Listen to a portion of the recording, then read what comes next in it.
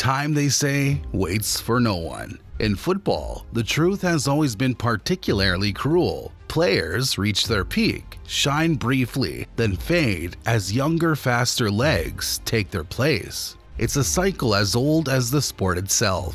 But in 2010, in the ancient city of Milan, José Mourinho challenged this fundamental law of football. With a squad that many considered too old, too slow, and too outdated, he didn't just compete, he conquered Europe. The story begins in the summer of 2008 as Mourinho strode into the San Siro for the first time as Inter Milan's manager. The stadium's towering walls had witnessed 48 years of European disappointment, nearly half a century of watching others lift the Champions League trophy while Inter dominated domestically. The last time Inter had been crowned European champions, Neil Armstrong hadn't yet walked on the moon.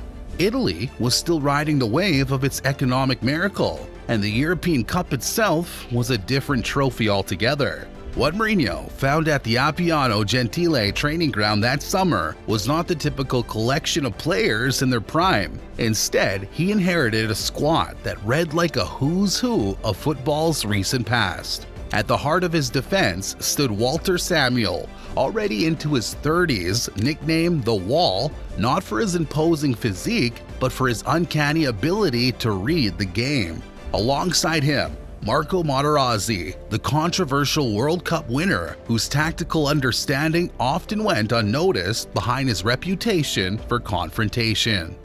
But it was in his fullbacks that the true extent of Inter's veteran status became apparent. Javier Zanetti, the eternal captain, was approaching his 36th birthday. Zanetti's age should have been a death sentence. Yet, the Argentine defied conventional wisdom. His intelligent positioning and extraordinary game reading allowed him to control matches without the need for constant sprinting. In midfield, the story was equally compelling.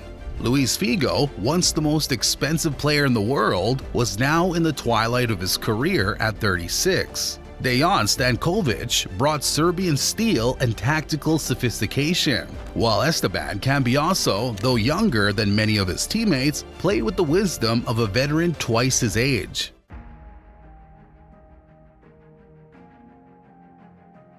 Mourinho's first season followed a familiar script. Domestic dominance? Check. European disappointment? Double check. The Champions League exposed the fine margins between experience and exhaustion, between tactical intelligence and physical decline. A round of 16 exit to Manchester United served as a harsh lesson, but for Mourinho, it wasn't evidence of failure. It was valuable data. Through the spring and summer of 2009, Mourinho immersed himself in analysis. Instead of trying to make his veterans play like younger men, he would build a system that turned their age into an advantage. Every line of the team would be connected, reducing the need for long sprints. The pressing would be selective and intelligent rather than constant energy sapping. In possession, the ball would do the running.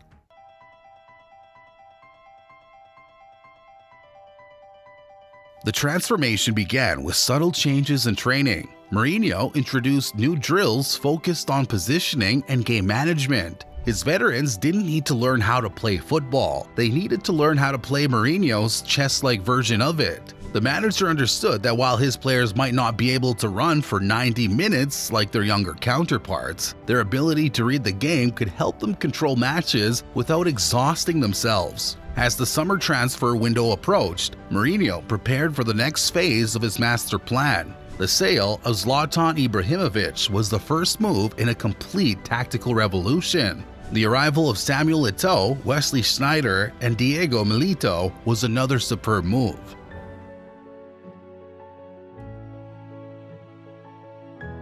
The 2009-10 season brought with it a sense of quiet confidence at the Nerazzurri camp. Mourinho had spent the summer restructuring not just his squad, but his entire tactical approach. Gone was the direct Ibrahimovic center play that had characterized previous campaigns. Having Wesley Sneijder as the team's creative hub marked a fundamental shift in Inter's playing style. The Dutchman became the conductor of Mourinho's tactical symphony, operating in pockets of space that turned the team's measured pace into an advantage rather than a liability. His partnership with Diego Milito blossomed into one of football's most lethal combinations, with the Argentine striker's intelligent movement providing the perfect outlet for Sneijder's vision.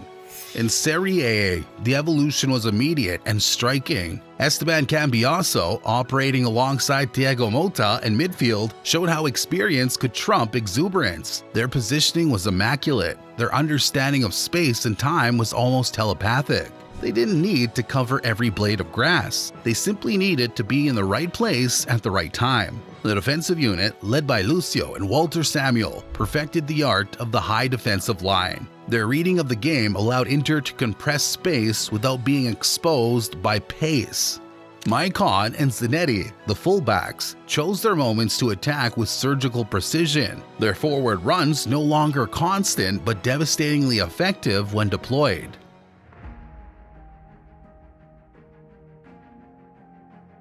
The semi-final against Barcelona would become the defining moment of Inter's campaign.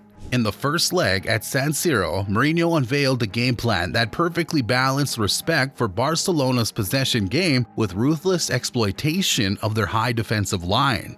Samuel Eto'o and Maicon were transformed into auxiliary defenders, tracking Barcelona's full-backs with a discipline that spoke to Mourinho's attention to detail in training. The pressing was selective but intense, with Diego Milito and Wesley Sneijder leading triggers that forced Barcelona into predictable patterns of play. When Pedro gave Barcelona the lead, it seemed the script was following its expected course. But this Inter team had learned to suffer, to wait, and to strike.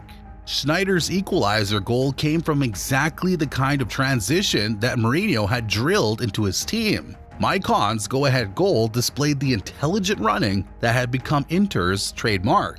And when Milito headed into the third, it was the culmination of a tactical plan executed to perfection. But it was the second leg that would write these players into football folklore. The Camp Nou awaited, and with it came one of football's great siege defenses. When Thiago Motta was controversially sent off after just 28 minutes, conventional wisdom suggested that Barcelona, already trailing only 3-2 on aggregate, would overwhelm their older opponents. What followed was perhaps the greatest demonstration of tactical discipline in Champions League history. Mourinho reorganized his 10 men into a 4-4-1 formation that would become legendary. Zanetti, at 36, covered ground like a man half his age, but always with purpose, always with intelligence. Samuel and Lucio formed an impenetrable wall, their position so perfect that Barcelona's intricate passing found no gaps to exploit. Cambiaso became an extra defender, using his tactical intelligence to anticipate and intercept Barcelona's attempts to find Messi between the lines.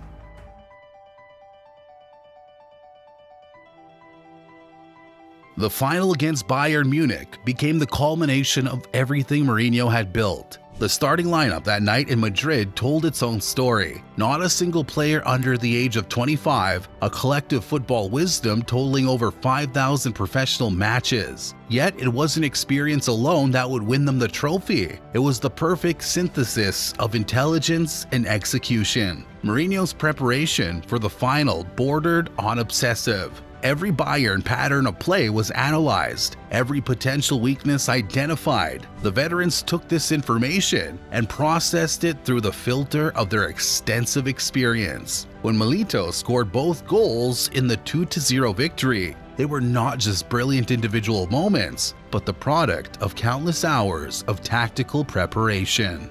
The impact of Inter's triumph extended far beyond the immediate celebration. The following years saw a subtle shift in how clubs valued experience, with many teams recognizing that the right blend of tactical intelligence and physical preparation could extend careers well into players' 30s. As the trophy was lifted that night in Madrid, it represented more than just Inter's first European triumph in 45 years.